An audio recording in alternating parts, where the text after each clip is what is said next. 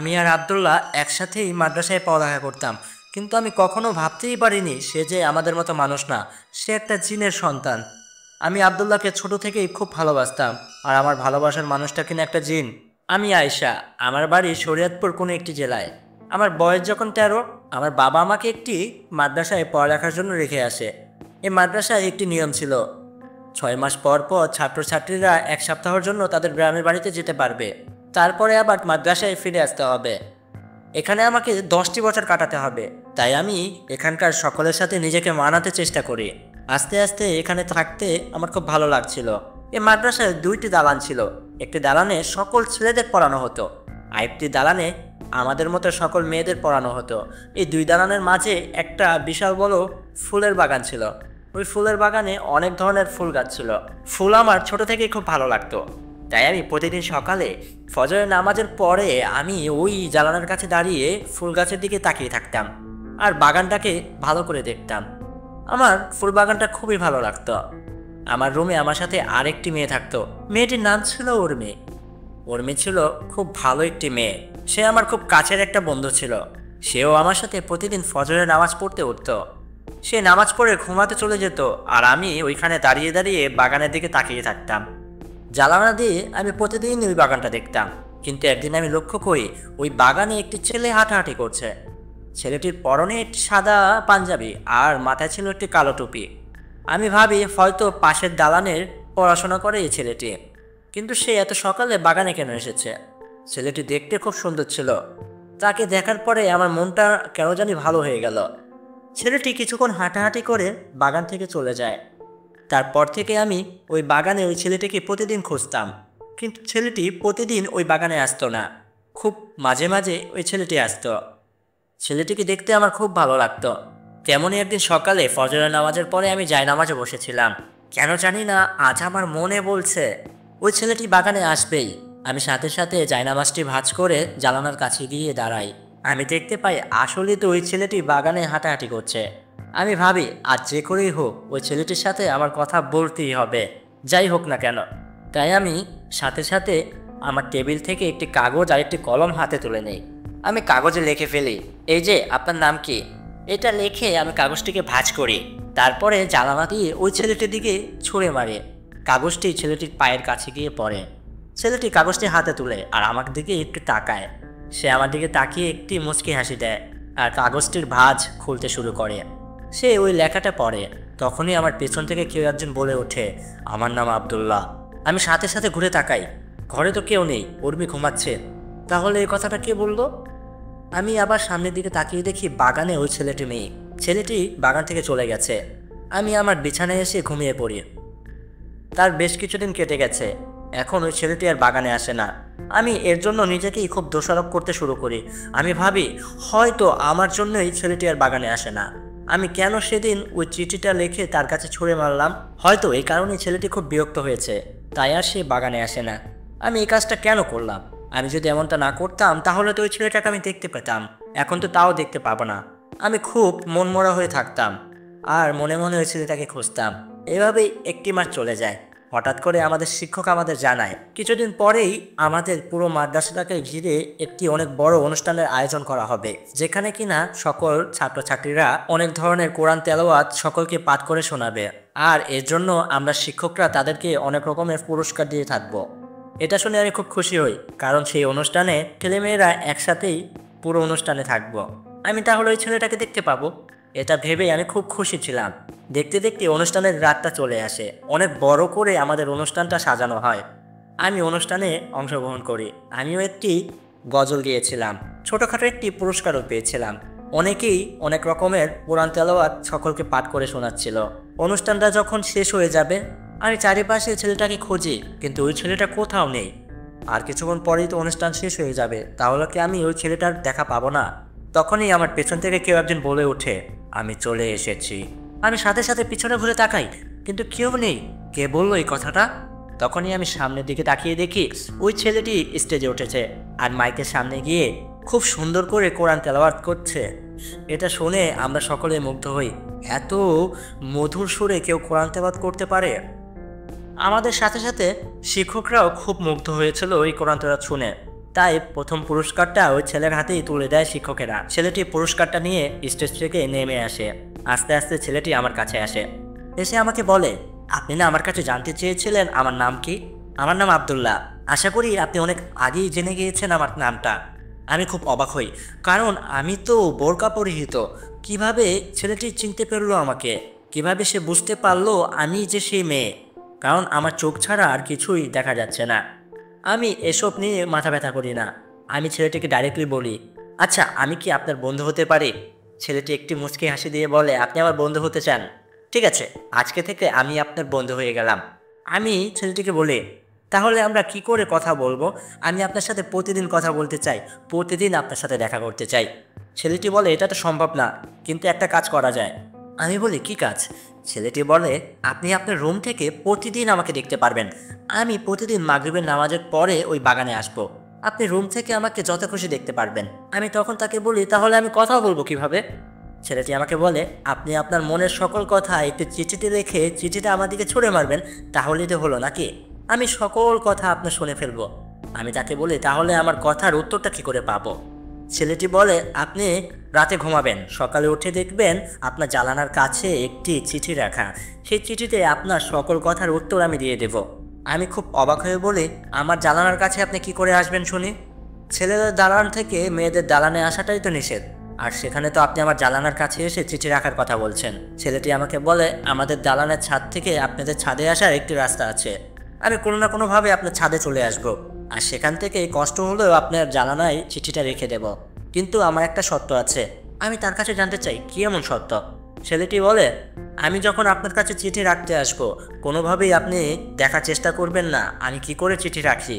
আপনি যদি কোনোভাবে দেখে ফেলেন, সেদিনের পর থেকে আমি আর আপনার কাছে দেখা দিতে আসবো না।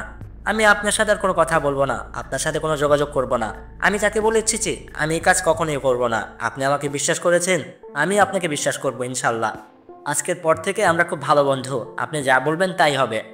ছেলেটি সেখান থেকে চলে যায়। অনুষ্ঠান শেষ হয়। তারপর থেকে আমাদের এভাবেই কথা আর দেখা হয়। প্রতিদিন সন্ধেবেলা ওই ছেলেটি আমাদের বাগানে আসে, আর আমি জানালা থেকে তাকে মন ভরে দেখি, আর আমার যত মনের কথা আমি চিঠিতে রেখে তার কাছে ছুঁড়ে মারি। পরের দিন সকালে আমি যখন ঘুম থেকে উঠি, আমার জানালার কাছে একটি চিঠি দেয়া থাকে। সেই চিঠির ভেতরে আমার সকল কথার উত্তর লেখা থাকে। এভাবে চলছে আমাদের বন্ধুত্ব। কিন্তু সময়ের সাথে আমরা দুজনই বড় হতে শুরু করি। একটা পর্যায়ে আমাদের বন্ধুত্ব ভালোবাসায় রূপান্তরিত হয়। আব্দুল্লাহ এখন আমাকে খুব ভালোবাসে, আমিও তাকে মন থেকে খুব ভালোবাসি। কিন্তু সেদিনের অনুষ্ঠানের পর থেকে আমি তার সামনাসামনি আর কোনোদিনও কথা বলিনি। মাঝখান দিয়ে 10টা বছর কেটে গেছে। আর একটি বছর পর আমার পড়াশোনা কমপ্লিট হয়ে যাবে। বাবা আমাকে এখান থেকে নিয়ে যাবে। তার মানে কি, বাবা আমাকে এখান থেকে নিয়ে অন্য একটি ছেলের কাছে বিয়ে দিয়ে দেবে? আমি সাথে সাথে একটি চিঠি লিখি। সেই চিঠিতে লিখি, আব্দুল্লাহ, আমার তো আর একটি বছর বাকি আছে এই মাদ্রাসায়, তারপর আমি চলে যাব, আমার পড়াশোনা শেষ হয়ে যাবে। তুমি খুব দ্রুতই আমার বাবার সাথে কথা বলো আমাদের বিয়ের বিষয়ে, নয়তো বাবা আমাকে বাড়িতে নিয়ে অন্য কারোর কাছে বিয়ে দিয়ে দেবে। এসব কথা আমি চিঠিতে লিখে চিঠিটা জানালা দিয়ে আব্দুল্লাহর কাছে ছুঁড়ে মারি। আব্দুল্লাহ চিঠিটা হাতে নেয় আর খুলে সব কিছু পড়ার পরে সাথে সাথে সে বাগান থেকে চলে যায়। এটা দেখে আমি খুব অবাক হই। আব্দুল্লাহ এমনটা কেন করলো? আমি খুব চিন্তায় পড়ে যাই। তাহলে কি আব্দুল্লাহ আমাকে ভালোবাসে না? রাতে আমি শুয়ে শুয়ে তার কথা ভাবছিলাম, আর ভাবি আজকে যখন আব্দুল্লাহ চিঠি দিতে আমার জানালার কাছে আসবে, আমি তাকে প্রশ্ন করব সে কেন এমনটা করলো। সে চিঠিটা পড়ে সাথে সাথে বাগান থেকে চলে কেন গেল? তার মানে কি, সে কি আমাকে ভালোবাসে না? এটাই কি তার প্রমাণ? আমি জেগেইছিলাম আর ঘুমানোর নাটক করছিলাম। আমি দেখতে চাচ্ছিলাম আব্দুল্লাহ কখন আসবে। দেখতে দেখতে রাত 3টা বেজে গেল। আমি লক্ষ্য করি আকাশে একটি কি যেন উড়ে আমার দিকে চলে আসছে, আর আস্তে আস্তে যখন আমার জানালার কাছে আসে আমি বুঝতে পারি এটা আসলে কোনো পাখি বা অন্য কিছু না, এটা আব্দুল্লাহ। কিন্তু আব্দুল্লাহর পেছন দিয়ে 2টা পাখির মতো ডানা। সে উড়ে উড়ে আমার জানালার কাছে একটি চিঠি রাখছে। এটা দেখে আমি খুব ভয় পেয়ে যাই আর সাথে সাথে চোখটা বন্ধ করে ফেলি। আব্দুল্লাহ চিঠি রেখে সেখান থেকে চলেই যাবে, তখনই হেসে হেসে বলে, আমি বুঝতে পেরেছি তুমি সবটা জেনে গেছো। আমি আর তোমার কাছে আসবো না, ভালো থাকো। যেমনটা আমি কথা দিয়েছিলাম, আজকের পর থেকে তোমার সাথে আমার আর দেখা হবে না। আমি সাথে সাথে লাফ দিয়ে উঠি আর জানালার কাছে যাই, কিন্তু আমি সেখানে কাউকে দেখতে পাই না। আমি নিচের দিকে তাকাই, কিন্তু সেখানে চিঠিটাও ছিল না। আমি ভাবি হয়তো এগুলো আমার মনের ভুল, তাই আমি আমার খাটে এসে ঘুমিয়ে পড়ি। আর সকালে উঠে দৌড়িয়ে সেই জানালার কাছে যাই। কিন্তু আজ তো কোনো চিঠি রাখেনি কেউ, তার মানে কি আব্দুল্লাহ আজকে কেন চিঠি দিল না? আমি গতকাল রাতের কথা ভুলেই গিয়েছিলাম। আমি ভেবেই নিয়েছিলাম সেটা আমার মনের ভুল, সেটা আমার চোখের ভুল। এভাবেই 1 মাস কেটে যায়। আব্দুল্লাহ এখন আর বাগানে আসে না, আর আমাকে চিঠিও দেয় না। আমি খুব ভেঙে পড়ি। আমি ভাবি আব্দুল্লাহ হয়তো আমার সাথে চিট করেছে, আবার ভাবি হয়তো তার কোনো বিপদ হয়েছে। এসব চিন্তা করতে করতেই আমি আমাদের মাদ্রাসার প্রধান শিক্ষকের রুমে যাই। আমি স্যারকে গিয়ে বলে, আসসালামু আলাইকুম স্যার, আমি কি আসতে পারি? আরে আয়শা, আসো আসো, কিছু বলবে? আসলে স্যার, আপনার কাছে একটি ছাত্রর বিষয়ে কিছু কথা জানা ছিল। হ্যাঁ বলো না, কি জানতে চাও? স্যার, আব্দুল্লাহ নামে একটি ছেলে, সে কি খুব অসুস্থ? আব্দুল্লাহ? এ নামে কেউ আছে নাকি? এ নামে তো আসলে মাদ্রাসায় কেউ নেই তো। দেখো তো, একটু চেক করে দেখি। স্যার তার খাতাটা চেক করলো আর আমাকে বলে, এ নামের এই মাদ্রাসায় কোনো ছাত্র নেই তো। তো কার কথা বলছো? আমি খুব অবাক হই। কি বলছে স্যার এগুলো? আমি স্যারকে বলি, স্যার ওই যে আজ থেকে আরো 10 বছর আগে অনেক বড় একটি অনুষ্ঠানের আয়োজন করেছিলেন, সেখানে তো আপনিও ছিলেন। স্যার বলে, হ্যাঁ আমার মনে আছে, কারণ এটা অনেক বড় একটি অনুষ্ঠান ছিল। আমি স্যারকে বলি, স্যার ওই অনুষ্ঠানে তো আমরা সবাই অংশগ্রহণ করেছিলাম। শেষের দিকে একটি ছেলে আমাদের সকলকে কোরআন তেলাওয়াত পাঠ করে শুনিয়েছিল। আপনারা সকলে মুগ্ধ হয়ে তাকে প্রধান পুরস্কারটা দিয়েছিলেন। কিন্তু আয়শা, ওই ছেলেটি তো আমাদের মাদ্রাসার না। সে কি করে স্টেজে আসলো সেটাও আমরা জানি না। সে হঠাৎ করে এই মাইকের সামনে এসে কোরআন তেলাওয়াত পাঠ করতে শুরু করলো। শুরুতে আমরা সকলে তাকে বাধা দেওয়ার চেষ্টা করলেও সে এত সুন্দর করে কোরআন তেলাওয়াত পাঠ করছিল, আমরা কেউ আর বাধা দিতে পারলাম না। তাই তার কোরআন তেলাওয়াতটা খুব সুন্দর হয়েছিল, আমরা সকলে মুগ্ধ হয়ে তাকে প্রধান পুরস্কারটা দিয়েছিলাম। কিন্তু সেদিনের পর থেকে আমি আর ওই ছেলেটিকে কখনো দেখিনি। তুমি কি তার কথা বলছো? আমি খুব অবাক হই। স্যারকে বলি, না না স্যার, আমি তার কথা বলছি না, এমনিতেই আপনার সাথে মজা করলাম স্যার, কিছু মনে করবেন না, মাফ করবেন। এটা বলে আমি সাথে সাথে রুম থেকে বের হয়ে আসি। কি হচ্ছে স্যার, এগুলো কি বলছে? আব্দুল্লাহ নামে কেউ নেই? তার মানে কি সেদিন রাতে আমি যা দেখেছি সব কিছু সত্য ছিল? সেগুলো আমার মনের ভুল ছিল না? তার মানে কি আব্দুল্লাহ কোনো মানুষ না? আমি এগুলো ভাবতে ভাবতে রুমে চলে আসি আর খাটে শুয়ে শুয়ে ভাবি এগুলো কি হচ্ছে। তখন এশারের নামাজের সময় হয়ে আসে। আমি যাই নামাজে বসে নামাজ পড়ি আর আল্লাহ পাকের কাছে বলি, হে আল্লাহ, তুমি আমার জীবনে একটা মানুষকে পাঠালে। 10টা বছর আমার সাথে তার সম্পর্ক, ছোট থেকে একসাথেই দুজন বড় হলাম, বন্ধু থেকে ভালোবাসার মানুষ হলাম। আমি তাকে কতটা ভালোবাসি তুমি তো জানো। সে যে কোনো মানুষ না সেটাও তুমি জানো। এটা জেনেই তো তাকে আমার জীবনে পাঠিয়েছ। তাহলে তাকে কেন কেড়ে নিলে? সে কেন চলে গেল খোদা? আমার তাকেই লাগবে, আমি তাকে ছাড়া বাঁচতে পারবো না। আমি তাকেই ভালোবাসতাম, ভালোবাসি। সে যেমন হোক, যেই হোক, আমি তাকেই বিয়ে করতে চাই। হে আমার মালিক, তুমি তাকে আমার জীবনে আবার ফিরিয়ে দাও, দয়া করো আমার খোদা। এসব বলে আমি কান্নাকাটি শুরু করি। আর একটা পর্যায়ে আমি জায়নামাজে কান্না করতে করতে ঘুমিয়ে পড়ি। পরের দিন আমি সেই বাগানের দিকে তাকিয়েছিলাম ফজরের নামাজ পড়ে, কিন্তু সেখানে কেউ নেই। আব্দুল্লাহ আসছে না। আমার মন শুধু আব্দুল্লাহকে একটিবার দেখতে চাচ্ছে। আমি তার কাছে একটিবার জানতে চাচ্ছিলাম সে কেন চলে গেল। সে যেমনই হোক, সে তো আমার ভালোবাসার মানুষ, সেও তো আমাকে ভালোবাসতো। তাহলে সে এমনটা কি করে করতে পারে? এগুলো ভাবতে ভাবতেই 1টা বছর চলে যায় আর আমার পড়াশোনা শেষ হয়ে যায়। বাবা আমাকে তার গ্রামের বাড়িতে নিয়ে যায়। আমি বাড়িতে আসার 2 মাস পর থেকেই বাবা আমার জন্য ছেলে খুঁজতে শুরু করে। আমাকে অন্য জায়গায় বিয়ে দিবে তাই। আমি খুব ভেঙে পড়েছিলাম। কি করব, কোথায় যাব, কিছু বুঝতে পারছিলাম না। আমি শুধু দৈনিক রাত্রে কান্না করতাম আর আল্লাহর কাছে সাহায্য চাইতাম। এমনিতেই অনেক দিন চলে গেছে। একদিন আমি ভাবি, যেহেতু আমি আব্দুল্লাহকে পাবো না, আর বাবা মার পছন্দের ছেলেকে আমার পক্ষে বিয়ে করা সম্ভব না, কারণ আমি তাকে মন থেকে ভালোবাসতাম, এখনও বাসি। তাকে আমি মন থেকে সরাতে পারবো না। যেহেতু আমি তাকে মন থেকে সরাতে পারবো না, তার মানে আমি অন্য কাউকে বিয়েও করতে পারবো না। একটা কাজ করা যাক, আমি আত্মহত্যা করব। হ্যাঁ, আমি আত্মহত্যা করব। আমি তাকে ছাড়া বাঁচতে পারবো না, আমি সিদ্ধান্ত নিয়ে নেই। আর সাথে সাথে আমার গলার ওড়নাটা দিয়ে আমাদের ফ্যানের সাথে বেঁধে ফেলি। আমি আত্মহত্যা করতেই যাব, তখনই আমি লক্ষ্য করি আশ্চর্যভাবে ফ্যান থেকে আমার ওড়নাটা খুলে আমার হাতে চলে এলো। আর পিছন থেকে কেউ একজন বলছে, এই শিক্ষা গ্রহণ করলে তুমি মাদ্রাসায়, 10টা বছর পড়ালেখা করলে ইসলাম জগতে, তারপরও তুমি আত্মহত্যা করতে যাচ্ছ? ছি, তুমি এমনটা কি করে করতে পারো? আমি সাথে সাথে পিছনে ঘুরে তাকাই। এ কি, এ তো আব্দুল্লাহ। আমি আব্দুল্লাহকে জড়িয়ে ধরি আর কান্না করতে করতে বলি, তুমি কেন চলে গিয়েছিলে? তোমার কারণেই তো আমি পৃথিবী ছাড়ার সিদ্ধান্ত নিয়েছি। আমি তোমাকে অনেক ভালোবাসি। বাবা মা আমার জন্য অন্য ছেলে দেখছে, আমি তো অন্য কাউকে ভালোবাসতে পারবো না। আমি তোমাকে ভালোবাসতাম, তোমাকে ভালোবাসি।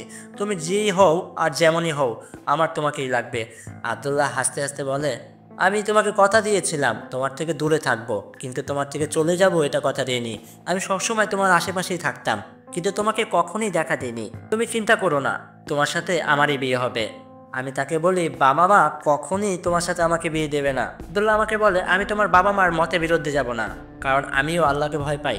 তারা তোমাকে বড় করেছে, তাদের পছন্দের একটা দাম আছে, তারা নিজেরাই তোমার হাত আমার হাতে তুলে দেবে। আমি তাকে বলি, এটা কি করে সম্ভব? তুমি চিন্তা করো না, ওগুলো সবই হবে। তুমি শুধু এই ভুলভাল সিদ্ধান্ত থেকে দূরে থাকো। এরকম সিদ্ধান্ত মাথায় আনবে না। আল্লাহ পাক এগুলো কখনোই পছন্দ করে না, কারণ তুমি তোমার জানের মালিক না, জানের মালিক আল্লাহ পাক। আমি আমার ভুল বুঝতে পারি আর তার কাছে মাপ চাই, ও আল্লাহর কাছে মাপ চাই। আব্দুল্লাহ আমার কাছ থেকে বিদায় নিয়ে অদৃশ্য হয়ে যায় আর বলে, খুব তাড়াতাড়ি আমাদের দেখা হবে। তার 2 দিন পর এশারের নামাজ পড়ে আমি জায়নামাজে বসেছিলাম। আমি মোনাজাতে ছিলাম, তখন আমি লক্ষ্য করি আমার ঘরে কেউ একজন প্রবেশ করেছে আর আমার খাটে কেউ একজন বসেছে। আমি মোনাজাত শেষ করে পিছনে ঘুরে তাকাই, এটা তো আব্দুল্লাহ।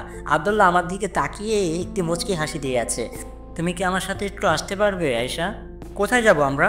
আসলে আমি আমার বাবা মাকে আমাদের সম্পর্কটার সব কিছু জানিয়েছি। তারা তোমার সাথে দেখা করার জন্য তোমাদের নদীর ঘাটে এসেছে। তুমি যদি আমার উপরে বিশ্বাস রাখো তাহলে একটু আসতে পারো। আমি তাকে বলি, আমি তোমাকে নিজের থেকেও বেশি ভালোবাসি। কবে বিশ্বাস করবে তুমি এটা? আমি এটা বলে তার সাথে বের হয়ে যাই। আব্দুল্লাহ আর আমি হাঁটতে হাঁটতে আমাদের নদীর ঘাটে চলে আসি। আমি দেখতে পাই ঘাটের পানিতে একটি অনেক বড় নৌকা ভাসছে। এরকম নৌকা এর আগে আমি কখনো দেখিনি। নৌকাটি ভিতরে খুব আলো জ্বলছে। আব্দুল্লাহ আমাকে বলে, ভয় পেও না, আমি তো আছি নাকি। তুমি আস্তে আস্তে সেই নৌকায় প্রবেশ করো, কিন্তু ভিতরে ঢোকার আগে তাদের উদ্দেশ্যে একটি সালাম দেবে। আমি আব্দুল্লাহর কথা শুনে আস্তে আস্তে ঘাটের ওই নৌকার দিকে এগিয়ে যাই আর নৌকার কাছে গিয়ে একটি সালাম দেই। আসসালামু আলাইকুম ওয়া রাহমাতুল্লাহি ওয়া বারাকাতুহু। ভিতর থেকে কেউ বা কারা আমার সালামের উত্তর নিয়ে আমাকে বলে, ওয়ালাইকুম আসসালাম ওয়া রাহমাতুল্লাহি ওয়া বারাকাতুহু। ভেতরে আসো মা, ভয় পেও না। আমি আস্তে আস্তে নৌকার ভিতরে প্রবেশ করি। আমি দেখতে পাই পুরো নৌকাটা মশালের আলোতে থই থই করছে। খুব সুন্দর করে সাজানো সব কিছু, আর মাঝে 2টা সিংহাসন রাখা। একটিতে একটি লোক বসা, আরেকটিতে একটি মহিলা। লোকটির শরীরে রাজাদের মতো পোশাক আর মাথায় একটি পাগড়ি, আর মহিলাটি কালো একটি বোরকা পরা। মহিলাটি আমাকে বলে, মা তুমি এদিকে আসো, আমার এই চেয়ারটায় বসো। আমি তার কাছে গিয়ে তার চেয়ারটায় বসি। মহিলাটা আমাকে বলে, আমি হচ্ছি আব্দুল্লাহর আম্মি জান, আর ইনি হচ্ছে তার আব্বু জান। আমরা আসলে তোমাদের পৃথিবীতে থাকি না, আমরা আসলে জিন জাতি, কিন্তু আমরা সাধারণ জিন জাতি না। আমরা সাধারণ জিনের থেকেও 5 গুণ বেশি শক্তিশালী। আমরা আকাশে উঠতে পারি, যেটা কিনা সব জিনেরা পারে না। আমরা আকাশে নিগার শহরে থাকি। নিগার শহর হচ্ছে প্রথম আকাশেই অবস্থিত। সেখানে সবাই যেতে পারে না, শুধু আমাদের জাতি বাদে। কিন্তু আমার ছেলে মাটিতে আসতে খুব পছন্দ করে, তাই মাঝে মাঝেই তোমাদের দেশে ঘুরতে আসে। এমনভাবেই সেদিন সে ওই বাগানে এসেছিল, আর আস্তে আস্তে তোমাদের সাথে একটি ভালো সম্পর্ক হয়ে গেছে। সে আমাকে বলেছে সে তোমাকে অনেক ভালোবাসে। কিন্তু মা, তুমি আমাকে একটি সত্যি কথা বলো তো, তুমি কি আসলেই তাকে ভালোবাসো, নাকি আব্দুল্লাহ কোনোভাবে তোমাকে ভয় দেখিয়ে ভালোবাসতে বাধ্য করেছে? আমি বলি, বিশ্বাস করেন মা, আমি আপনাকে মা বলতে পারি তো? হ্যাঁ অবশ্যই। বিশ্বাস করেন মা, আমি আব্দুল্লাহকে ছাড়া বাঁচতে পারবো না।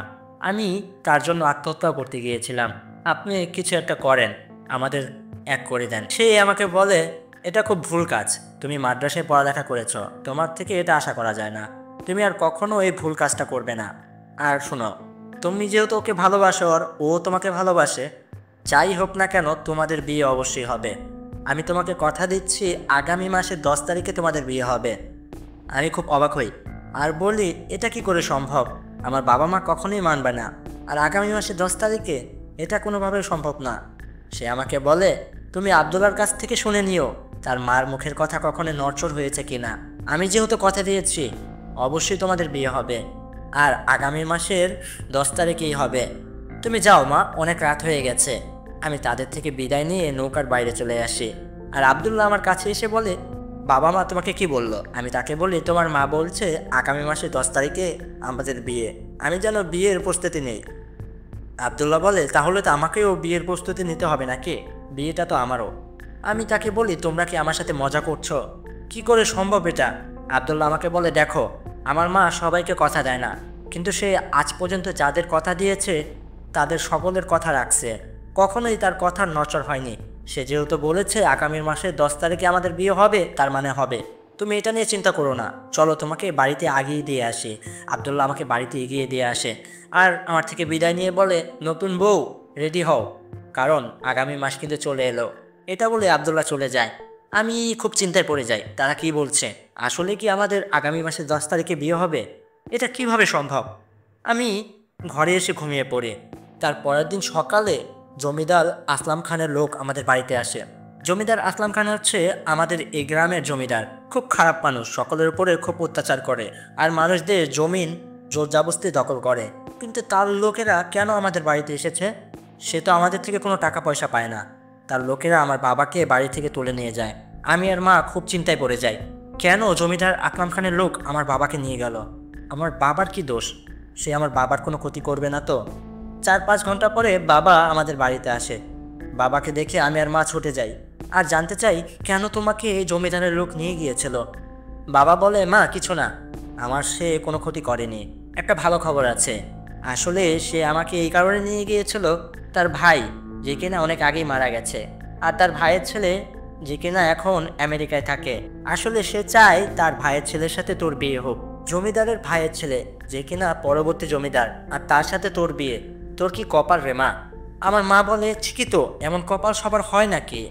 শোনো আয়শার মা, তুমি আয়শাকে নিয়ে ঘরে যাও আর আগামীকাল তোমার মেয়েকে দেখতে তারা এই বাড়িতে আসবে। আয়শাকে খুব সুন্দর করে সাজিয়ে নিয়ে আসবে। মা আমাকে নিয়ে ঘরে চলে যায়। রাতে আমি কান্না করতে করতে আবদুল্লাহকে ডাকি, কিন্তু আবদুল্লাহ কোথায়? আবদুল্লাহ আমার ডাকের কোনো সাড়া দিচ্ছে না কেন?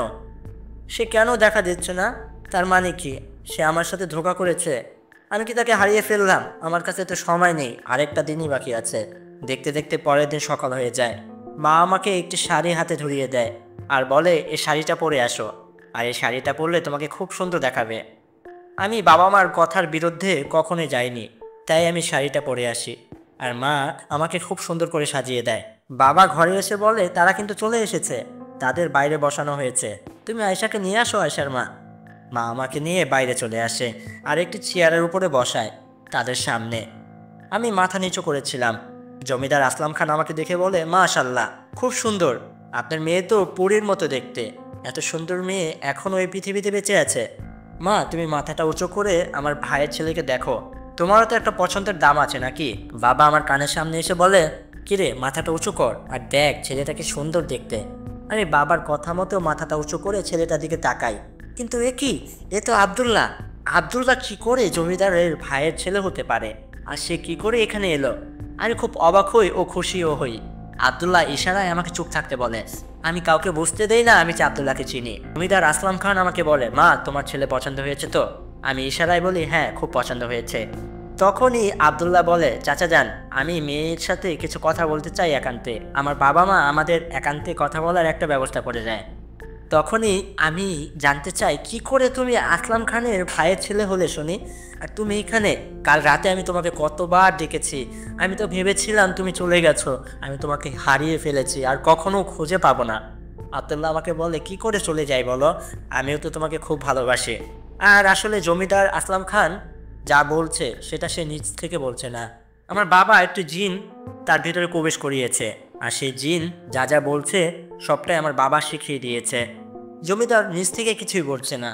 আমি তখন বলি, যখন আমাদের বিয়ে হয়ে যাবে আর ওই জিনটি জমিদারের শরীর ছেড়ে দেবে, তখন তো সব কিছু বলে দেবে, আর তখন তো আমরা ধরে পড়ে যাব।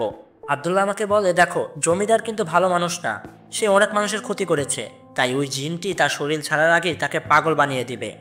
সে রাস্তাঘাটে ঘুরবে, তার কিছুই মনে থাকবে না, আর তার যত সম্পত্তি আছে সব আমার নামে চলে আসবে, কারণ সে এখন সকলকে ডেকে বলবে আমি তার ভাইয়ের ছেলে এবং পরবর্তী জমিদার।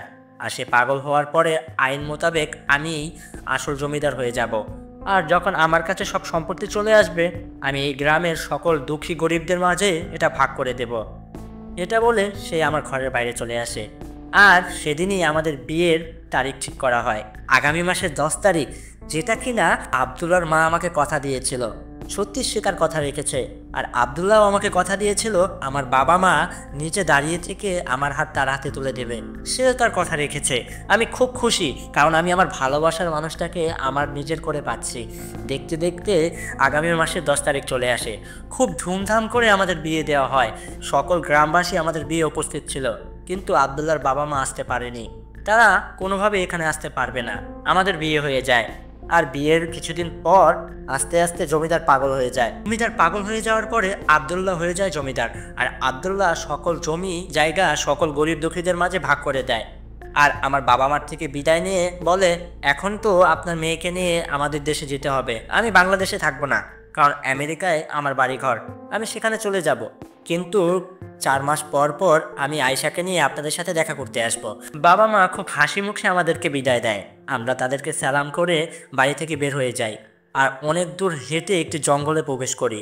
আবদুল্লাহ আশেপাশে দেখার চেষ্টা করে কোনো মানুষ নেই তো। সে যখন দেখে আশেপাশে কোনো মানুষ নেই, সে তখন তার পিছন থেকে 2টা পাখির মতো ডানা বের করে। বিশাল এই পাখির ডানা, যেটা আমি সেদিন রাতে দেখেছিলাম। আবদুল্লাহ আমাকে বলে, তুমি আমাকে জড়িয়ে ধরে রাখো, শক্ত করে ধরবে, আর চোখটা খুলবে না। কখনই চোখ খুলে নিচের দিকে তাকাবে না যতক্ষণ না আমি তোমাকে চোখ খুলতে বলছে। আমি তার কথা মতো তার গলা ধরে জড়িয়ে ধরি আর চোখটা বন্ধ করে ফেলি। কিন্তু আমি অনুভব করতে পারছিলাম সে আসলে মাটিতে নেই, সে আস্তে আস্তে আকাশে উড়ে যাচ্ছে, সে আমাকে নিয়ে উঠছে। তো আবদুল্লাহ আমাকে চোখ খুলে তাকাতে মানা করেছিল। আমি যদি এখন চোখ খুলে তাকাই আর নিচের দিকে তাকাই, আমি যখন দেখবো আমি এখন আকাশে, ভয় পেয়ে আমি তাকে ছেড়ে দিতে পারি, তখন একটা দুর্ঘটনা ঘটতে পারে। এই কারণেই আবদুল্লাহ আমাকে চোখ খুলতে মানা করেছিল। অনেকক্ষণ যাবত আমি চোখ বন্ধ করেছিলাম। একটা সময় আবদুল্লাহ আমাকে বলে, এখন তোমার চোখটা খোলো। আমি আবদুল্লাহর কথা মতো চোখটা খুলে ফেলি। কিন্তু এটা কেমন জগৎ, চারিপাশে মেঘ, মেঘ ভাসছে, আমার পায়ের নিচেও মেঘ, কিন্তু আমি মেঘে হাঁটাহাঁটি করতে পারছি। আমি দেখতে পারি খুব সুন্দর সুন্দর বাড়িঘর চারিপাশে, কত না মেয়ে ছেলে হাঁটাহাঁটি করছে। সকলে যখন দেখলো আবদুল্লাহ আর আমি সেখানে প্রবেশ করেছি, সকলে আমাদের কাছে ছুটে এলো আর একসাথে বলতে লাগলো, অভিনন্দন অভিনন্দন, আগামী নিগার শহরের মহারানীকে অনেক অনেক অভিনন্দন। আবদুল্লাহ আমাকে তার পুরো শহরটা ঘুরিয়ে দেখায় আর বলে, চলো এখন আমাদের বাসায় যাওয়া যাক।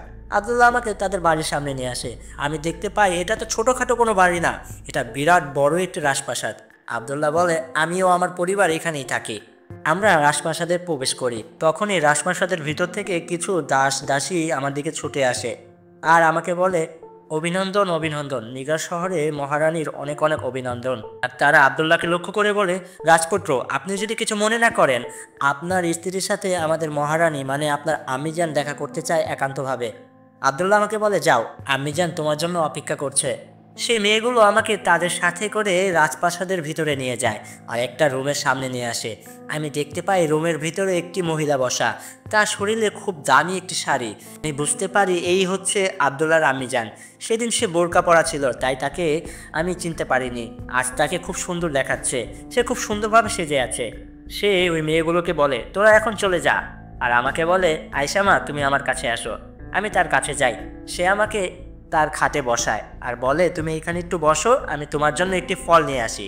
কিছুক্ষণ পরে আম্মিজান আমার জন্য একটি ফল নিয়ে আসে আর ফলটি আমাকে খেতে বলে। আমি দেখি ফলটি শরীরে 3টি কালার, কালো, সবুজ আর নীল, 3টি কালারে ফলটি মিশ্রিত। সে আমাকে বলে, এই ফলটি তুমি যদি খেয়ে ফেলো তাহলে তুমি এই নিগার শহরের বাসিন্দা হয়ে যাবে। তাহলে তুমি আমাদের মতো এই শহরে শ্বাস প্রশ্বাস নিতে পারবে, থাকতে পারবে, হাঁটাচলা করতে পারবে। আমি তার কথা মতো ফলটি খেয়ে ফেলি। ফলটি খাওয়ার পর আমি অনুভব করতে পারি আমি শরীরতে যখন এই নিগার শহরে প্রবেশ করেছিলাম আমার শ্বাস নিতে একটু কষ্ট হচ্ছিল, কিন্তু এখন আমার আর কোনো কষ্টই হচ্ছে না। আমি আম্মিকে বলি, আম্মি, ফলের কাজ করছে। আমি শুনে খুব খুশি হয় আর বলে, আলহামদুলিল্লাহ, তুমি আজ থেকে আমার এই রাজ্যের পুত্রবধূ। এভাবেই আমার দিনগুলো খুব সুন্দরভাবে কেটে যায়। আস্তে আস্তে 4 থেকে 5 মাস চলে যায়। একদিন আবদুল্লাহ আমাকে বলে, চলো এখন তোমার বাবার সাথে তোমাকে দেখা করিয়ে নিয়ে আসি। আমি তাদের কথা দিয়েছিলাম 5 থেকে 6 মাস পরে আমি তাদের বাড়িতে তোমাকে ঘুরতে নিয়ে যাব। আমি এখন আমার কথা রাখবো। আমি আর আবদুল্লাহ আবার পৃথিবীতে আসি। অনেকদিন পরে আমি মাটিতে পা রাখলাম। বাবা মা তো ভাবে আমরা বিদেশ থেকে এসেছি তাদের সাথে দেখা করতে। তারা খুব খুশি হয় আর আবদুল্লাহকে খুব জামাই আদর করতে শুরু করে। এইভাবেই আমার দিনগুলো খুব ভালো কাটে। আমি বছরের 8টি মাস থাকি নিগার শহরে, যেটা কিনা প্রথম আকাশের ওপরে, জিনেদের শহর। আর বাকি 4টি মাস আমার বাবা মার সাথে আমি কাটাই। এভাবেই আমার দিনগুলো খুব সুন্দরভাবে কেটে যাচ্ছে। তো প্রিয় লিসেনার, কেমন লাগলো আজকের এই গল্পটি? যদি এই গল্পটি এই পর্যন্ত কেউ শুনে থাকেন, দয়া করে আমাদের এই চ্যানেলটিকে সাবস্ক্রাইব করে রাখবেন নিয়মিত এই ধরনের গল্প পেতে। ধন্যবাদ।